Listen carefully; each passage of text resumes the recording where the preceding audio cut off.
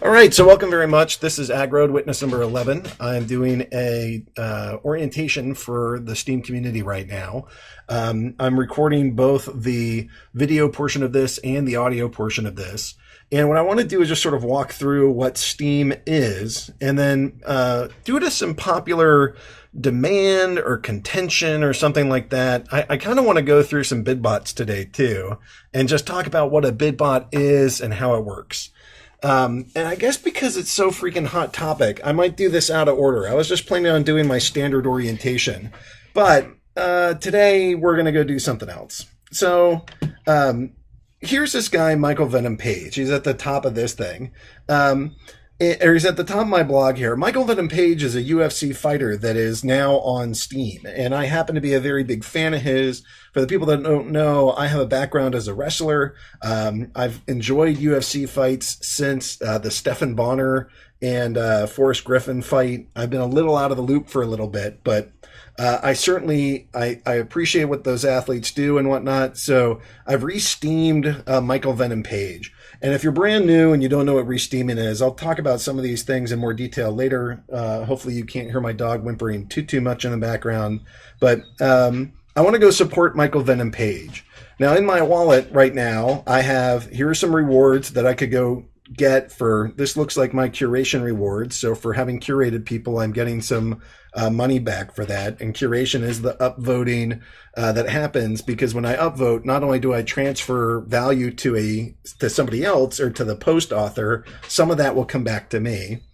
You can see I have some Steem in my bank account here, and I have Steem Power and Steem backed dollars. Dollars are about as close to just a standard $1 currency thing that you might think about. Steem Power determines how much your vote is worth. Steem is a tradable token that you can sort of pass back and forth. The value fluctuates. It's hovering around 109 or 110 right now. We seem to be on a little bit of an uptick here. But you'll notice that there's a big negative number. So despite the fact that I have 54,482 Steem, I delegate 53,703. So I don't have a lot of remaining power left. And it's because I don't always have time to curate, and I like to help other people, and that brings me a lot of joy, whereas curation I can't always do. But Michael Venom Page seems like a stellar dude, and I want to go support him. So I want to go use a bidbot.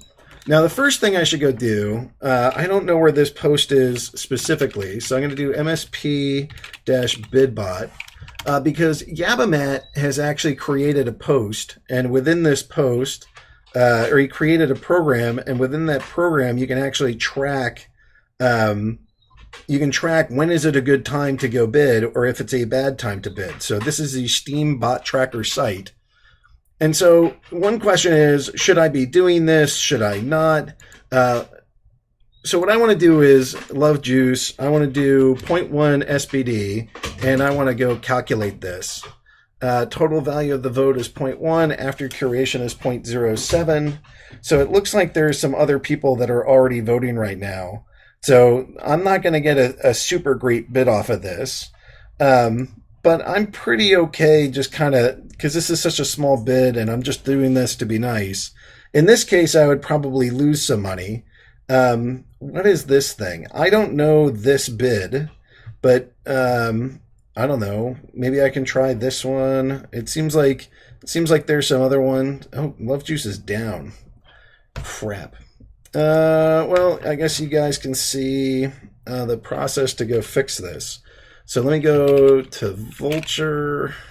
I can go sign in. I can go to Love Juice. I can pop this bad boy open. Maybe it's stuck. Yeah, it looks a little stuck. So let me hit Control C to end this. I can do a rake. Oops. Sudo. Why can't I see my line here? Sudo rake bounce. Oops, no. Sudo rake bounce underscore once. I can type in my password. All right. So now, oops. So this rake command, it will actually, hey, what the shit?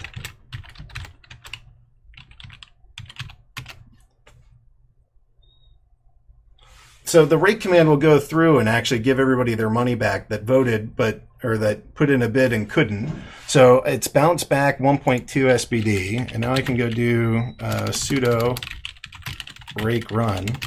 This is going to restart my bot, and now people can, whatever votes are in there, it'll go through and vote on them. So I guess this is not the best time for me to go add to my own bot. So I'll go skip that. Here's KittyBot. KittyBot is run by people out of the Minnow Support group. So I guess I'll go use KittyBot for this example. KittyBot's going to go provide just a teeny vote. So we're going to go do just a teeny vote's worth. So what I'm going to do, I'm going to transfer, and this is going to be to KittyBot. My amount is just going to be 0.01. And my memo on this thing is going to be, I want the Michael Venom page post so I can go support him. So I'm going to grab this, and in the memo, I'm going to put this thing. And when I hit submit, I can go transfer this, and I just put in a bid. So that's the way that this works. So if in however long this is going to take, it looks like in 1 hour and 46 minutes, KittyBot is going to go upvote Michael Venom Page's post and put some small amount, or the vote value is 0.82. So I could potentially win, a little bit less than $1 for him. And so what you can do is kind of use this to start making sense of, is this a good vote? Should I be doing this? Does this make sense? Is this handy, or something like that? And you can use this to determine your ROI. Now, Minnow Booster gives you a guaranteed profit of 36% right now. So if the value of my vote, when I start looking at my calculator, so let me go look at what's one of the max profitable bid. I don't know, maybe if I look at Appreciator. So let's go do that. Appreciator, and let's just put in 2, and I can calculate this. So that vote value right now, based off of what's in there, I could get $25, or the actual take home would be 18.93. So I was just on the Beans Vote To podcast, and EM3 asked me the question of, why would I ever go use a bid bot instead of just using Minnow Booster? Minnow Booster always gives me a 36% return. I am guaranteed that. Well, if I can go catch this thing at a good time, my return here is 900%. So, some of these bid bots are not always a handy or useful return. In fact, you can lose money. You can lose money if you do a stupid bid. Like if you bid twice on the same thing, the bot won't bid twice on it, so you'll just lose whatever you send. That's one way that you could just frankly lose money. Another way is to look at a bot. I can go back to this bot poster thing. I can go look at all of these values, and I can say to myself, well, like voter only rewards 40 cents, or this is the maximum profitable bid. If I put in $5 right now, or 5 SBD, I am guaranteed a loss. So sometimes these things are a horrible bet and it's not something you should do. And sometimes these things are a great idea and they can net you quite a bit of money. And so that's the reason why I think somebody should, as a user, should look at this and say, okay, I can figure out what a smart bid is. I can get some money and I can use that money to go support things and whatnot that I like. So, okay, so now this is how I can calculate whether it's a good investment as somebody potentially voting into this thing. But one of the questions is, should I even be using it? And my argument is basically like, people that run and control bid bots are investors, and they invest in this platform and they found a way to go profit by selling votes. And selling votes can be a bad thing if you are really like just encouraging shit posting and you don't care and you take zero precaution. And that's especially true if you have like these $200 votes. You know, if somebody doesn't take precaution at a 53 cent level, you know, that's not really screwing over the entire platform. But, you know, for like, right now we're having some concerns over belly rub, and I guess I don't even see belly rub on this thing, but belly rub just kind of got a big smackdown. And so if you're using belly rub, you might think twice about it, because they're not always practicing ethical business decisions. So you have like a couple different things to consider. But my main thought is like the way that this platform is going to grow and get better, and the token price will rise, is if investors like it. And one of the ways that they can like it is if they sell their votes and they can make a profit. So why don't I just come in, spend some money, buy some Steem. It's pretty easy. You saw how like my bot went down. It took me less than 2 minutes to get it back up and running. And it's relatively convenient. This is actually a pretty decent investment. And that's while Steem is still down at like $1 or $1.10. I mean, if this thing goes up quite a bit, then I've made a healthy return. But my purchasing of all that Steem is inflating the price. We want people buying Steem. Here is a reason to buy it. So we don't want unethical business practice. That's shitty. But we do want people to be investors in here. And so to me, I want to liken this to like gun ownership. There's a big kerfuffle around guns. Like owning a gun is just a tool. If I shoot somebody in self-defense, that is not reckless behavior. If I get drunk and I run around and like shoot at my neighbor's house or something, then that's ridiculous. And that behavior should be stopped. But what we can do as a community is say, okay, let's build up some standards around what we consider ethical bidbot practices and encourage people to do that and inform people of what those are. And then maybe we can use this as a tool for good. Because part of what brought me here is that I have no Steem power that I can use to upvote somebody. So I really like Michael Venom Page. I want to support him. I want him to do well on this platform. But I literally don't have any Steem that I can use because I'm supporting Minnow Support Project. I am running this bidbot for Minnows to go use on their posts and get maybe $1 or whatever. But if I really want to reward somebody, I can't do it. So I need help, or I need a way to do that. And that's, here's another reason why I might want Steem, or why I might want SBDs. And to go do all of this together, it starts creating some rationale for, why an investor might be here, how we can use these things for good. And frankly, if this is all allowed by the system, as long as it's allowed by the system, if there is a stigma against those that use it, that, oh, you shouldn't have to, or it's a bad idea or anything, and the good authors don't use it, then only the bad authors will, and only the shit posters will, and they won't have enough competition, and you're going to make it cheaper and easier for them to shit post. So this is sort of this is how you can invest. And this is how you can sort of like purchase these bids. And because I'm going to sell this thing just a little, hopefully you guys will forgive me for this, but I did create MSP bidbot. And what I ultimately did is I created a public bidbot. What made me frustrated is that it seemed like only whales and people that were programmers had access to one of these things. And I didn't think that was fair. And no matter how much I complain about, oh, we should or shouldn't use it, like I'm not going to be able to convince an entire network to go change their behavior because they're just following incentives. And some of those incentives I actually support, and some of those uses I support. So rather than do that so that like run away from this topic, I said, look, if this is going to be part of this, I think everybody should have access.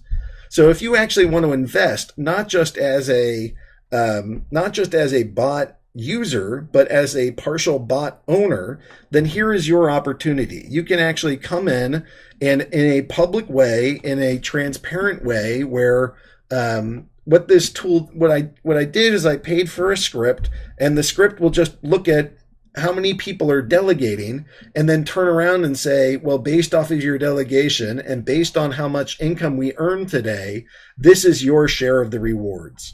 And so investors are just basically paid out on the daily based off of their percent of the delegation, and they're paid based off of how many bids came in. And so this way, using this tool, anybody that wants access can get access. And I think that it starts leveling the playing field from just a handful of programmers and some big whales that have access to this thing to every single minnow that wants to partake. Now that doesn't stop somebody from misusing this thing, but certainly as the amount of steam grows on this thing, I plan to get more and more careful. The Minnow Support Project has a ton of people that we have blacklisted, people that we have banned, and it's going to be a long manual process to go enter those into the bidbot. But basically, everybody that can't actually function and behave properly, or that we can't trust to do this as a non-shit post and a frequent non-shit post, then we're going to ban them. And I think that's part of the way that we can do this ethically, is to say, look, here are the standards. This is what we're expecting. If you can't follow those standards, you're going to get muted. So that's my rough plan. All right. So there are some questions that are in here, and I've paid almost no attention because I can't think and talk at the same time. I've never seen the bot tracker. I don't know if I see questions in here. Am I the only Steemian that would be happier if people would just send 0.25 SPD as a transfer than bid? I don't know. Some people like that. Tipping is good. I'm not saying don't tip, but to look at, my main thing is that I think we need investors on this platform, and bidbots give investors a way to actually be investors here without actively curating the crap out of everything. They could sell their delegation. That works too. But then you run into the same kind of things where it was like the Turkey. Turkey had somebody that got a big delegation and then they abused it. So that's from the Turkish community. So it's not like delegations and people are an immediate workaround. No matter how we do this, we have to figure out how to run an ethical business doing this that allows for investment, but also does it in a way that doesn't dilute everybody else's stake or ruins the platform. In this system, I'm returning 95% back to everybody that is an investor in the public bid bot, and then 5% is going to a public, basically charity or non-government operation, or I don't know what to call Minnow Support, but that project is meant as a public project run by publicly elected witnesses to go help people here. So this thing even has somewhat of a charity cause that's part of it. So this is how you can make smart business decisions if you want to actually vote. Here is your max profitable bid, and hopefully you can make smart decisions. So just to be clear, if I currently right now were to bid 30 SPD on Build a Whale, that would be a loss for me. And it would actually be a loss for everybody. So before you run out and you bid on something, go check this to make sure that that it's actually making sense for you, and that it's a good process. So there's my bid bot, and then at some point this post, which came from Michael Venom Page, that thing is going to get some support. So some of folks asked me, how do these bid bots work? How can we use them effectively? Aggro, why are you supporting this? The whole community's against it and whatever. I mean, to me, again, if you're against this, you're sort of against investors. And I'm pro-investor. Here's a way somebody could invest. I think that will help the price of Steem. But I also think that we have to have smart business operators and kind and caring or thoughtful, at least, investors that use that money wisely. And if they're like belly rub, here's that article I was talking about by the Marky Mark. He was double selling and triple selling, and so the vote power is lowering while people are investing thinking that they're going to get a certain return, but they're not. That's really shady business practice. So that's not something that I would suggest we as a community embrace. But some of these other ones are actually pretty well run. So So there we go. Okay. What else do I want to talk about tonight? Again, some of you guys are pretty familiar with this, and some of you, actually, just about everybody in the live audience is fairly familiar with how Steem works. But I'm still going to go do in the next, I don't know, 30 minutes or something. I want to do a rundown of some just basics of how Steem operates. So maybe there's some questions in the audience. Is there anything that you guys want to know about how does Steem operate? How does this work? What are I don't know. I don't know what kind of questions you have. I spend all of my days in the system, so I have a pretty decent sense of how it works by now. But do you guys have questions about how does Steem operate?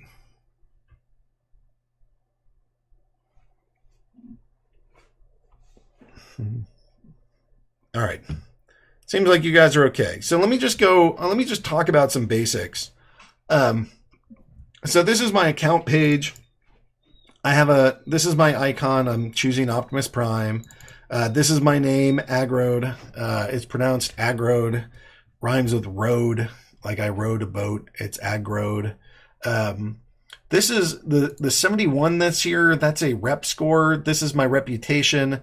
The reputation is basically the history of votes that I've gotten. How many upvotes and how much curation I've received is proportional to what my rep is. And if I start getting flagged a lot, when you start a brand new account, your reputation starts at 25.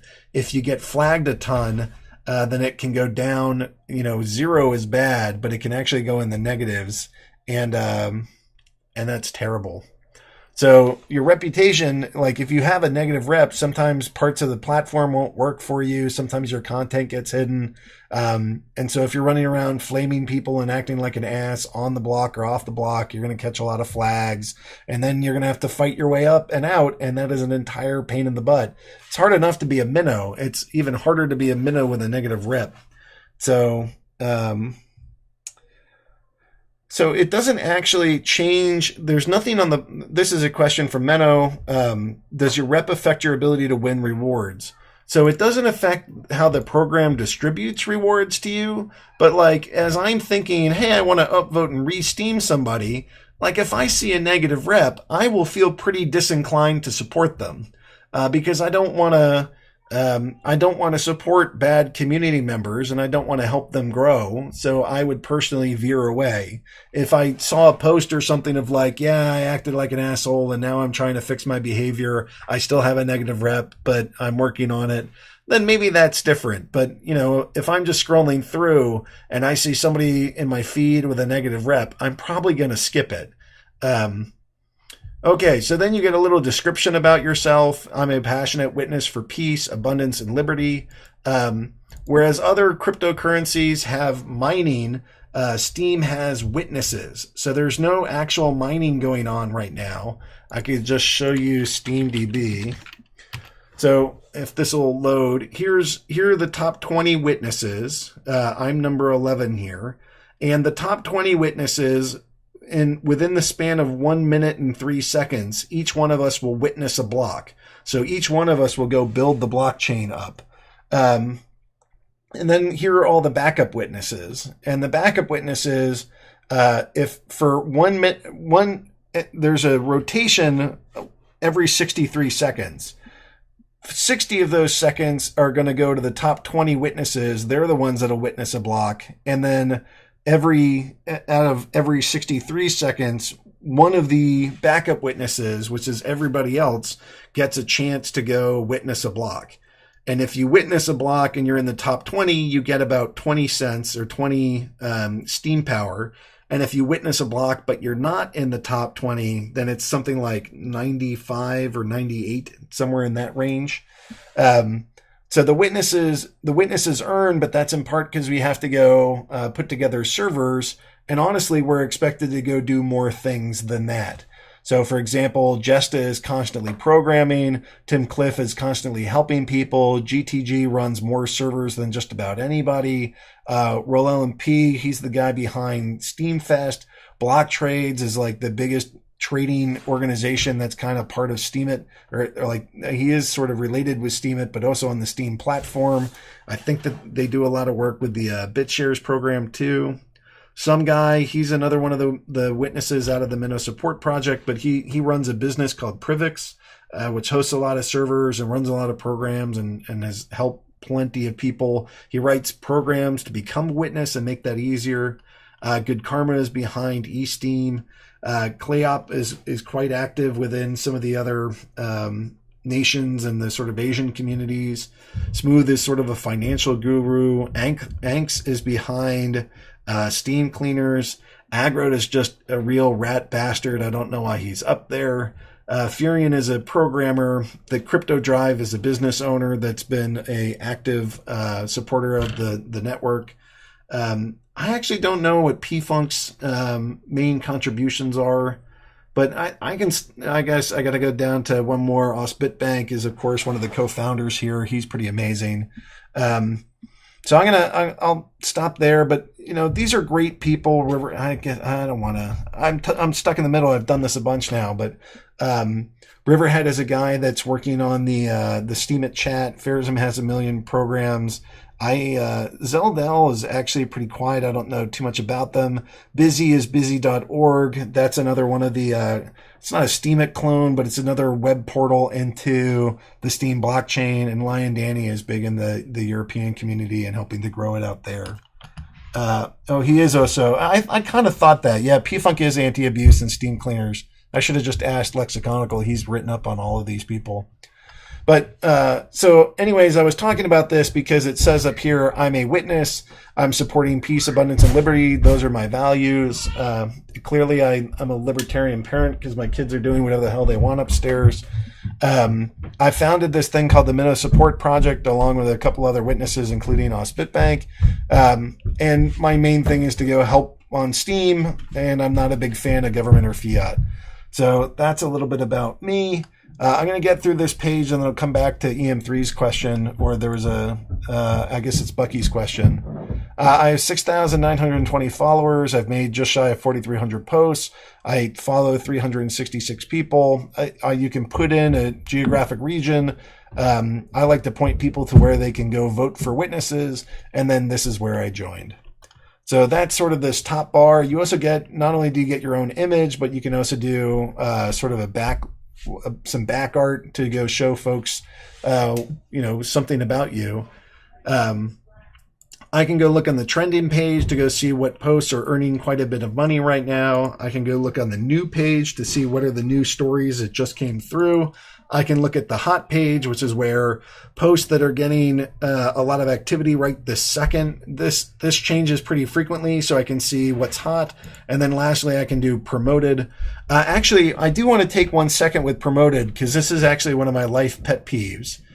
This person, they put in $92 for their for this. This was $89. Let's see. So this person, or actually I would say this person kind of wasted some money. Because right here, the promotion cost is $70. And if I want to be above this person, I only have to bid 70.02. But this person bid 89. So I would argue that they burned an extra 19 SBD than they had to go promote themselves. So not everybody knows how this thing works, but I've seen people like promoting at $300 because they think that it's going to get them something extra. If I want to be on the top of this promotion list, I would do 92.11 and I would pip this person. And if they bid back, I could just add some more and I could go on top again. But you don't have to bid like 180 or something. It's constantly changing, and not a lot of people look at this, is what some people say. I've actually had a fair amount of luck. I usually don't get post returns based off of this, but I'll oftentimes see that my number of new users or like new followers goes up pretty substantially every time I promote a post. So I don't always make money doing that, but there have been times where it has actually been a long-term gain from gaining the followers. So those are some of the main things I wanted to look through. So Bucky Dirtle's asking me, today on Vote2, you mentioned that Minnow should be commenting dolphins should be, whales should be curating. Can you clarify why minnows should be commenting as opposed to curating or authoring? I'm sure there's a balance. Can you clarify? So, yeah. So this is like a life cycle thing. One of the first things that I noticed over and over and over again when I founded the Minnow Support Project was that minnows would come to me and they'd say, Agrode, I just spent 8 hours on this post and nobody gave me any money.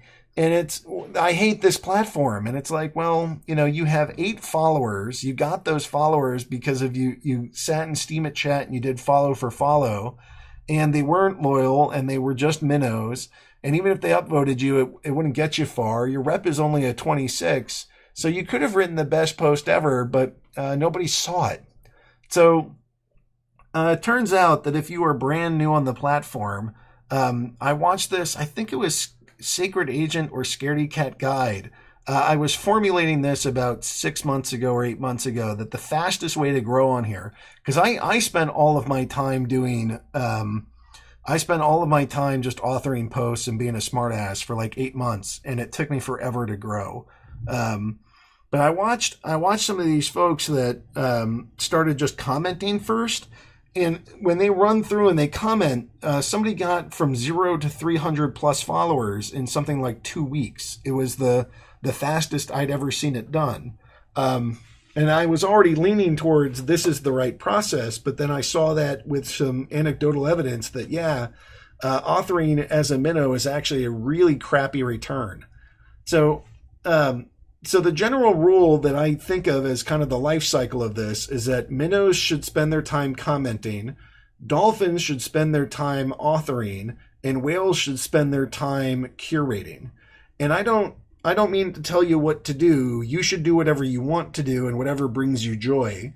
But if you're looking for your highest bang for your buck, you want to make sure that you're getting the best return on your time investment, authoring and curating as a minnow will get you almost nothing. But leaving comments, you could get big upvotes for that. I've gotten probably a couple $100 just from leaving snarky comments places, putting GIFs in places or GIFs in places, depending on what side of that debate you're on. So you can do that. Dolphins, I think, should be authoring. And normally for like the people that kind of burst onto the scenes, there are periods as a dolphin where you're literally writing 3 or 4 posts a day and you were just freaking spending all of your time authoring. Because somewhere around like probably 500 to 1,000 followers, when you start authoring, at this point, you actually can have enough followers on the platform where people are going to re-steam you, they're going to upvote you, maybe some other dolphins will support you. And so whereas before your best bet for making money on the platform would have been to just kind of sit around and make snarky comments and hope for big votes from whales or large dolphins. But instead, now you can actually make enough authoring that the votes that you'll get here and here in the comments don't do it for you anymore. You can actually make more money authoring. And so at some point, there's a tipping point where commenting a lot isn't going to get you returns. Authoring starts getting you more returns. And then there's a point when you're a whale when, like, maybe you can make $100 or $200 on your you can make $100 or $200 through authoring, but it's going to take you an hour or two to write a good post. And you can probably make 50 or 60 bucks just with like 10 clicks, because that's your invested money. And so you kind of look at that and say, well, I could go author, but I really only have, 2 minutes today. So to make my 50 or 60 bucks today, I'm just going to upvote 10 posts that I like by my friends and people that I work with or people that I think do a good job for the platform and call it a day. And that'll be literally, it's like 2 minutes worth of work and you make 60 bucks. You're making like lawyer money in that time. You're making zounds of money, hundreds of dollars per hour because you only have to spend a fraction of your day doing it. So again, this is not like, if you love authoring and you're here to author, or you love drawing and you're here to draw, then ignore everything I just said. But if you're interested in the business part of running your Steem account, which is very much like a business, then I would say here's how you can change your behavior to be the most profitable. And then, if you're catching some votes from some whales while commenting or something, and you choose to author, maybe you go look at some of these bidbot pages and say, I spent a bunch of time writing a good post. I feel like I've done a nice job here. I'm going to go reward myself. And one of the other things that I like about the bidbots, so if you use it early, and I would encourage minnows to use it early so that you can catch like a little bit of heat on your post, which might make some of the other people that follow you look at it. But like if you're already a whale, or I'm doing okay on most of my posts, one of the things that I can do is wait for the people that, routinely support me. And one of the ways that I can support them back is to wait until they've voted and then go purchase a bidbot. I can get a return on my investment, and I can go support the people that were upvoting me, because if I curate behind them with a bidbot, I can support the people that are supporting me. And I feel like that's a good thing. Maybe that gets a little bit on the circle jerky side of life, but frankly, I think it's I believe in follower love. I believe in follower gratitude. And part of what I'm excited about to go use bidbots is to wait until, not like the very end, because that'll look kind of scammy, but maybe I could wait until 3 or 4 days deep and then turn around. And then I can turn around and sort of support my post with a bid and support all the curators that had already hit it. And I feel like that's a good service to go run for people. Okay, so we talked a little bit about your rep. We talked a little bit about these posts and trending and what all that means. I'm going to dive into my wallet real quick. So here's my wallet. Here's where I can redeem my rewards. So there's balances, there's permissions, and then there's my password. So if you want to reset your password, you can go here. Sometimes you want to go do things with Steem Connect. Steem Connect is going to require some of your permissions. So if I want to go show people, I'm not going to show anybody this, but if I wanted to go get what is called my private active key, I can go click this button, I can log in, and then I can get my active key. Because things like Steem Connect use your private active key. So if people are wondering what that is, it's there. I guess I want to show the currency market too. I don't know if any of you guys ever use this, but so let's go look at what do I want to do? I'm going to bring my Discord in here, and then I'm going to go dive into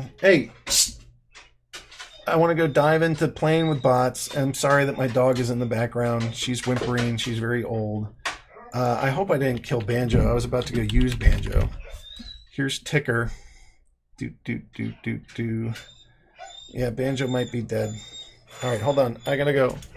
Annie, come on. Yeah, that dog. I guess I did kill it.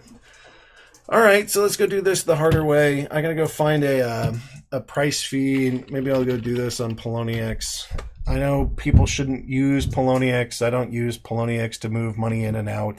But I do like to go track prices in here. I can go see Litecoin is up at 86. I can see that Bitcoin's probably going to start kissing 10,000 like in the next couple days here. That'll be somewhat amazing for some folks. That's a hell of a rise. I think that has to do with the big banks are involved. I'm not going to go into that right now. But look, I can go into, here's the BTC pricing. So this is the price in terms of BTC. So I want to go look at Steem. So Steem is worth 0.0001141 Bitcoin, and Bitcoin is worth 9,573. So now what I can do, I can take my calculator, I can do 9,573, and then I can go multiply that by my Steem price, which was last price point times this, so 0.000111401. I can enter that and I get a price of $1.09. So that's my price for that. Now let's go look at my SBD price. I bet I know it's lost some value today, which is healthy because it's well over $1. Where's my SBD? Steem, I don't know where it is. So I'm going to go do this in alphabetical order. So here's my SBD. So this thing is 00, so we can go, let's do the math again. So the Steem price is 109. So I'm going to do 9573. And then I'm going to come back here, 9573, and I can go multiply that by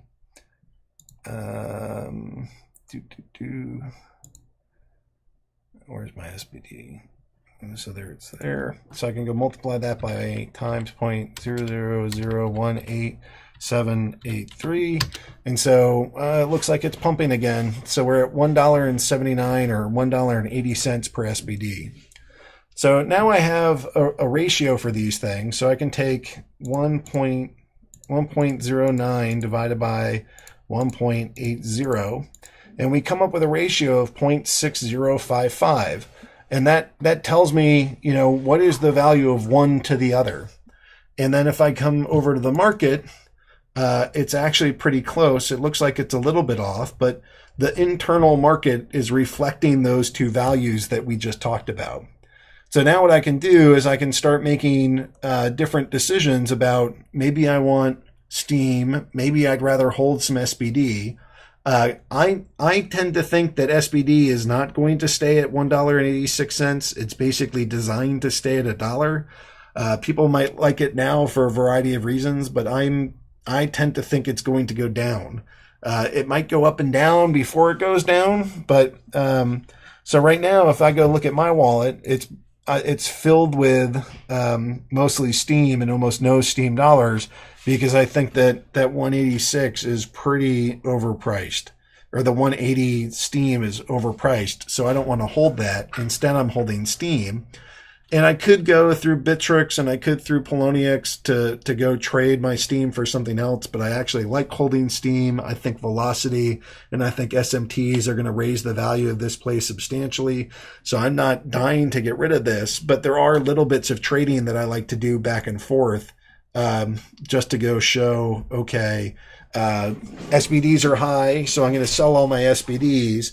And then if it comes back to $1, I'll probably sell some of my Steem back for some Steem dollars in the off chance that a different exchange might go pump it again or something like that, because that tends to happen. There's not so many SBDs that are in circulation because there's not a ton in circulation. It's one of the easier coins to manipulate. And so people might actually like manipulating SBD, and if I time it right, I can go make some money off of other people that are pumping. So I doubt anyone is dying to dump Steem at 110. I don't know, maybe, well, Steem, yeah, Smooth just made himself hundreds of thousands of dollars. On chain, I could see that he made 120,000. But that's just what he had on the platform. He presumably had quite a bit more either in Bittrex or Poloniex. So when he was selling it for $3 per SBD back into 90-cent Steem, he was making a freaking killing. I never thought about being a day trader really, but that guy inspired the hell out of me. Okay, so we talked a little bit about bidbots. We talked a little bit about your rep. We talked a little bit about some of the platform here. We talked a little bit about my whimpering dog in the background. She's fine. She's just kind of scratching her ears, and she cries when she does that. I can find where my rewards are coming from. Here's my author rewards. So in my author rewards, he's not, Lexi, he was not getting out the last time that I talked to him. He was looking forward to actually reinvesting. So I don't know. He could be making money on the other ones too. I don't know what else he's invested in, but I know that he was buying more Steem with the SBD that he sold. So maybe he feels like he's over purchased right now. Why did he quit posting and power down? Well, he hasn't been posting in forever. I mean, it's still a year or something since his last post. In part because if you look at his account, he actually transferred quite a bit in to. He's been a one-man sell wall in the internal market for months. I don't know. He's still buying. He just bought tons of it. So he has more than he knows what to do with, maybe. I don't know. He might be crazy. He might be crazy because the guy, because when SMTs and velocity hit, he might regret every single trade that he just made getting out of this thing. And that's only 2.5 months or like 1 quarter away, basically. So if we can just hang on as a platform for 4 months, we'll be pretty happy. Yeah, he does run that liquidity script. So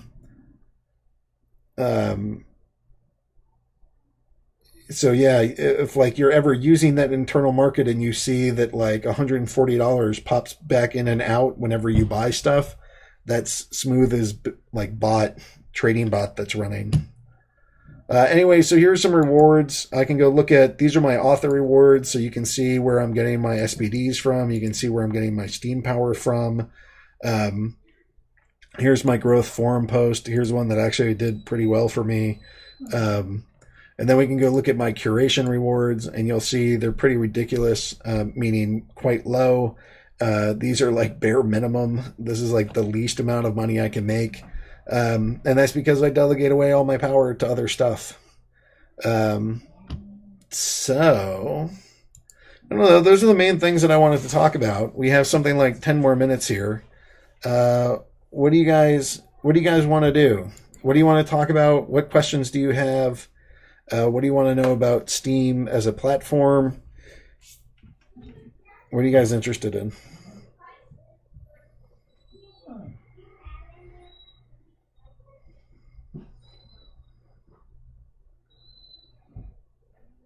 Anybody have questions? Bueller? How do you get into the top 20 witnesses? I think you just keep engaging with the Minnow Support Project team, Steem, because we're pretty good at getting witnesses elected into the top 20. So that's my suggestion. I mean, you helped found the Peace, Abundance, and Liberty Network, and you're pretty well beloved. Yeah, Patrice, I like your answer too. Just work your tail off. I mean, eventually this stuff gets rewarded. It takes time for people to figure out what you're doing. So either building, the two things that I think that this place rewards are programming and community building. So if you're a programmer, then it's probably faster to go program stuff. And if you're a community builder, I think you can build community, and that's what this place will reward. Okay, so you want to know more about the rep system. Does it really matter? That's an interesting question. The rep system is not even built into the blockchain, so it's not actually a part of. It's not part of the Steem platform. It's an overlay that Steemit.com and Condenser created. It's not actually part of the block. So the only thing that it does is it makes it so that you're hidden. Like technically, the only thing that the program does with rep is make it so that your posts are hidden and it displays it. Those are the only two things that the rep scores do from the platform standpoint. But from a should I vote for Agrode kind of thing, it does a couple things. People that have high reps oftentimes have good post rewards associated with them. And so if I'm looking at my curation, some people look at their curation and they're like, I want to upvote my friends, or I want to upvote minnows, or I want to do whatever the hell I want to do with it. That's one way to deal with it. Other people think, I need to maximize every single penny that I get out of this. My curation is a way that I earn income, and I need to have it perfect. So one of the ways that you can use this to your benefit is to basically focus your curation on higher rep authors, because it is more likely that a high rep author is going to make a lot of money on their post than, say, a minnow might. So does it really matter? I don't know how to answer that, Cubby. It only serves two functions. It is displayed and it hides low rep score posts. That's it.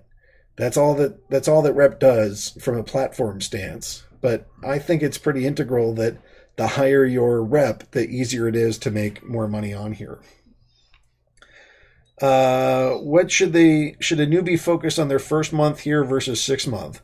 Both of those accounts are still pretty freaking new. So one of my thoughts there would be, you should mostly be building your community.